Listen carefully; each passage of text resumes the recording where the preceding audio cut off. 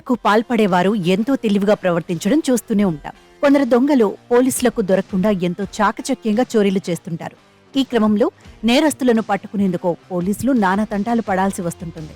అయితే ప్రస్తుతం సీసీ కెమెరాలు అందుబాటులో ఉండడంతో ఇలాంటి తెలివైన నేరస్తులు కూడా సులభంగా పట్టుపడుతున్నారు.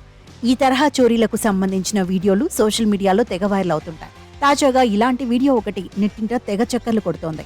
ఓ దొంగ మహిళ వెనకే నిలబడి అంతా చూస్తుండగానే ఐఫోన్ చోరీ చేశాడు.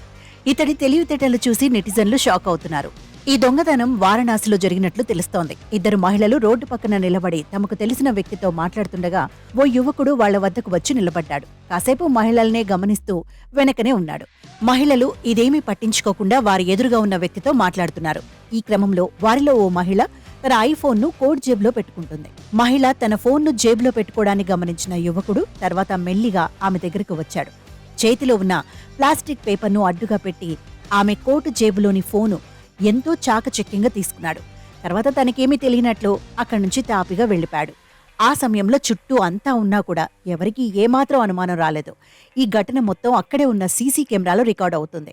మహిళ తనకు జరిగిన ఈ అనుభవాన్ని వివరిస్తూ ట్విట్టర్లో వీడియో షేర్ చేసింది. ఈ వీడియో చూసిన నెటిజన్లు షాక్ అవుతున్నారు. ఇదెక్కడి చోరీరా నాయనా అంటూ కొందరు కామెంట్లు చేస్తున్నారు. సీసీ కెమెరాలు లేకుంటే ఇలాంటి చోరీలు బయటపడవేమో అంటూ ఇంకొందరు కామెంట్లు చేస్తున్నారు.